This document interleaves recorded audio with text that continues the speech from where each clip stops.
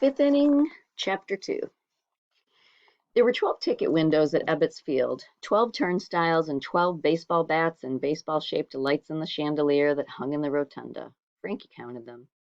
The grandstand stretched all the way down the right field line and most of the way down the left field line, with a view of a few scattered buildings over the center field wall where Montgomery Street and Bedford Avenue came together. The left field wall was 383 feet from home plate, but right field was just 301 feet away, making it perfect for lefty pull hitters like Babe Herman. The stands were already beginning to fill, even though the Robins weren't playing all that well again this season. It didn't matter to Frankie, and it didn't matter to anybody else either. Brooklyn loved the Robins. They might have been bums, but they were Brooklyn's bums. The game was about to start, and Frankie didn't bother finding the left field bleacher seat listed on her ticket. Instead, she climbed to the upper deck and looked for a good spot. She liked to see the action from above. The players might be tiny, but at least she could see the game straight on, not from one side or the other. There was a whole row of seats close to the front that was almost empty, and Frankie slid across and sat down like she belonged there. A man 2 seats away from her wrote in a notebook resting on his knee. He had big ears and he held his chin out like he was sucking on a cough drop. He looked up at Frankie, then went back to his writing. Frankie started filling out the lineups in her scorebook. "What paper are you with?" the man asked her. "What? Are you with the World Telegraph and Sun, the Daily News?" Frankie looked at the guy like he was screwy. "Sorry, you're sitting on press row, so I assumed you were with one of the New York's esteemed periodicals." "Oh, cripes," said Frankie. "Does that mean I have to move?" The man smiled. "No, stay, please. It'll be nice to have the company for once. My name's John Kieran. I write for the New York Times." "Frankie Snyder," she told him. "I write for PS 375, but only when they make me." Kieran laughed. He nodded at Frankie's hat. "I see you're a Giants fan." "Can't stand 'em." "But you're wearing a Giants cap. Doesn't mean I have to like 'em." "A girl named Frankie who sits on press row but only writes for school, and who wears a Giants cap but is a Brooklyn fan, I take it?" "Of course." "Of course," Kieran repeated. "Do I contradict myself?" He said it like it meant something. "Very well, then, I contradict myself. I am large. I contain multitudes." "You don't look so big to me," Frankie told him. "Indeed." "Who's playing center?" Frankie asked. "Gus Felix." Kieran turned toward her. "So if you sneaked up here, did you sneak into the stadium too?" "Of course not. I do honest work. I get paid." "Do you know? We've already established that you're not a member of the Fourth Estate." "Are you smart or something?" Frankie asked. Kieran smiled. "Something." The game started on the field below them, but he seemed more interested in talking to Frankie. "Come now, information, please. What is it you do for a living? Besides go to school, I mean." "I run numbers." "Ha! Ah, yes, very honest work indeed. And do you wager some of your honest pay on those numbers once in a while?" "No, the numbers game is a sucker's bet." Curiouser and curiouser. "How so?" Frankie sighed. It was getting difficult to keep score and talk at the same time. "Look, do the math. Mickey Fifth's numbers game pays 600 to 1. You bet a penny and win, you make $6. You bet $1, you win 600. Sounds good, right? Only nobody hardly ever wins. You got to pick the right digits in the right order. That's a 1 in 1,000 chance, see? It's a sucker's bet. And the marks who play, they think they're not suckers because they only bet a penny or a nickel or a dime. But you bet a penny every day for a year, you spend $3.65. You win once every 1,000 times, that's like once every 2.5 years. 2.5 times 3.65 is $9.13. You just spent $9 to make six. It does seem rather ridiculous when you put it like that. Yeah, and Mickey Fist is the one laughing his way to the bank. Say 1,000 people bet a penny every day. That's $3,656 a year, which ain't bad. Now, let's say he's got one winner every week, which he don't, but let's just say he does. $6 a week times 52 weeks is $312. Subtract that from his yearly take, and he's made $3,338, free and clear. The Robins got the third out, and Frankie flipped her scorebook over for the bottom half of the inning. "Worst thing is," she told Kieran, "the folks who can't afford it are the ones who play all the time. They see that 600 to 1 and their eyes light up. And yeah, they win once in a while, but they'd be better off spending that money when they had it the first time. Mrs. Witt had her electricity turned off last week. The Orvilles had 4 boys and haven't eaten meat in a month.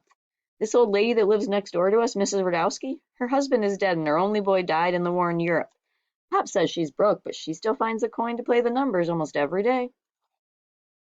They watched as the Robins got something going with a double and then a single. So tell me something, Kieran said. Why do you run numbers on your street if you know your neighbors can't afford it?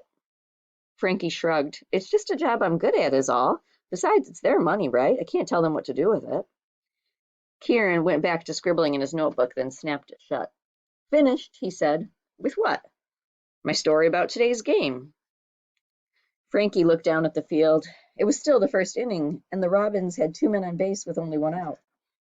But it's only just started. Kieran crossed his legs, leaned back, and tilted his hat forward on his head. They're all pretty much the same, he said. I go in right before the paper goes to press and change the 1 or 2 things I got wrong. You mean, like who won? Well, yes, occasionally there are some inconvenient facts that have to be worked in. Although with the Brooklyn Robins, I can say they lost, and I'm not often wrong. Hope is the thing with feathers, Emily Dickinson once wrote, yet Brooklyn's poor Robins proved featherless yet again today at Ebbets Field. Something like that. You see how easy it is? Yeah, well, you better start rewriting, mister. The Robins have the bases loaded with only 1 out, and Babe Herman's up to bat. Kieran leaned forward to watch. Ah, yes, not the best hitter in New York named Babe, but perhaps a close second. Herman smacked a double to right, and Frankie stood and cheered. Hank DeBerry scored from third, but then things got crazy. Chick Fuster, who was on first when Babe got his hit, rounded second and slid into third. Dazzy Vance, who had been on second, got caught in a rundown trying to score. Meanwhile, Babe Herman, who'd kept his head down the whole time and run as hard as he could, tried to stretch his double into a triple. And somehow 3 Brooklyn Robins ended up standing on third base at the same time. The Giants catcher tagged them all and let the umpire score it out. 5 minutes later, Herman and Fuster were called out. Babe Herman had doubled into a double play. Frankie looked across at John Kieran, who leaned out over the rail with a huge grin on his face. He caught her looking and laughed. Oh, no, I'm going to have to add that. None of Frankie's neighbors won the numbers game that day, but that didn't stop them from betting again. Frankie made enough to go back to the ballpark on Sunday, and she kept score from press row until John Kieran showed up late in the third. You're just in time, Frankie told him. The Robins have 3 men on base. Oh, Kieran asked, which base?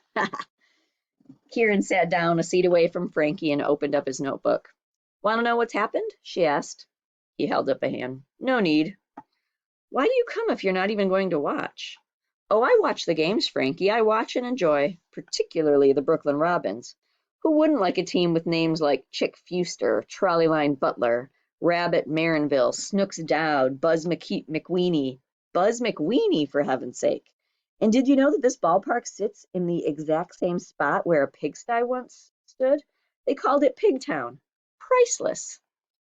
Maybe you'd prefer Yankee Stadium then, Frankie told him. Oh, it's very fancy. And Lou Gehrig, Tony Lazzeri, Babe Ruth, they hit a great many home runs and win a great many ball games if you like that sort of thing. But a foolish consistency is the hobgoblin of little minds. I much prefer the capricious Brooklyn Robins. You never know what's going to happen next. Then why don't you write about what really happens? Kieran searched the high blue sky for an explanation. It's like reading a book to review it. Somehow having to break a book down into its parts, critique it, sucks all the joy out for me. I greatly prefer to write my story in advance and then sit back and enjoy the sum total of the afternoon. Besides, the truth is subjective. Frankie didn't know what that meant. I like baseball because it's mathematical, she said. You know, geometry and algebra and stuff. I'm vaguely acquainted with the concepts, yes, Kieran said. He wrote another few lines in his notebook. A guy gets a hit, it changes his batting average, Frankie said. He scores a run, it changes the pitcher's ERA. He makes an error, count it on the board. There's numbers everywhere. Even the positions are numbered. You're quite fond of numbers, I take it. Frankie recorded the last out of the inning in her scorebook. Numbers are the one true thing in the world. That's a rather bold statement, Kieran said, and I dare say there are a few poets out there who would disagree with you. You don't think numbers can be made to lie? Here, take today's pitcher, Burley Grimes. Besides his wonderful Dickensian name, Burley Grimes reported a 3.71 earned run average. Nothing wrong with that. Indeed, it's very good, but consider this. He allows roughly the same number of base runners per inning as fellow Robin Jesse Barnes, yet Master Barnes possesses an ERA of 5.24. Frankie frowned. Well, not every guy that gets on base scores. My point, exactly. So might we consider Burley Grimes luckier than Jesse Barnes? If they are in fact comparable pitchers in terms of base runners allowed, how else can we reconcile the differences in their earned run averages? To wit, does Burley Grimes' far better ERA mean he is a far better pitcher, or just far more lucky? Okay, so ERA is a measure of luck, Frankie told him. It's still mathematical. Sticking to your guns, eh? All right. How about two players with an equal number of home runs? Only one of them hit half of his with men on base, and the other hit none with men on base. The numbers say they are equally dangerous. But is that true? That could just be the fault of the guys batting in front of him. Maybe he'd hit more with men on if his teammates hit better. Kieran shook his head, but he was smiling. I see this is going to be a difficult argument to win. Below them, Brooklyn slugger Babe Herman came to the plate. All right, let's take a different tack, Kieran said. How many home runs has Babe Herman hit this season? 9. And have you seen him hit all 9? Well, no. So what? So what if he really hasn't hit 9? How do you know? Frankie frowned. Because other people saw them, because the paper said so. Ah, and if it's in the Times, it must be true, correct? Or have you ever seen the paper make a mistake? Well, sure, they make mistakes all the time. Just the other day, the Belmont take was wrong. That's what Mickey Fitz uses for the numbers games, the last 3 digits of the win, place, and show takes. But there were other people there who saw it, who know what the numbers really were. So those numbers, the right ones, those were the ones used for the payout? No, it was the numbers in the papers. Those are the official ones for the game.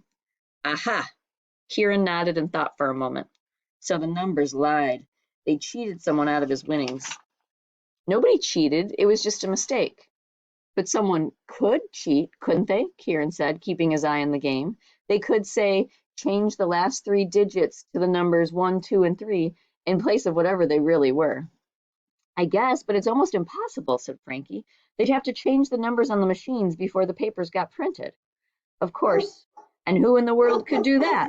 Kieran asked. He snapped his notebook closed. Well, it's been fascinating talking with you, Frankie, but I think I'll visit the Brooklyn Museum this afternoon. The Robins don't seem to have that certain je ne sais quoi today. They're winning, Frankie pointed out. Yes, perhaps that's what's wrong. Well, my story's written regardless. He stood and arranged his hat on his head. Besides, he said, I can always go in tonight and change it at the last minute if I need to. Down on the field, Babe Herman hit his 10th home run of the year. At least, Frankie thought it was his 10th home run of the year. Now she wasn't so sure anymore. The next morning, Frankie read John Kieran's story about yesterday's Brooklyn game. It left out a few things, but everything in it was right. She didn't know if he'd just made a lucky guess or if he had gone in late like he said and changed something.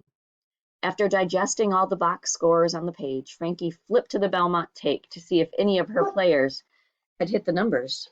Jeepers, she cried. Her father jumped, dropping the knife full of jam he was about to put on his toast. What is it? What's wrong? Frankie couldn't believe what she was reading. The last 3 digits on the Belmont takes were 1, 2, and 3, in that order.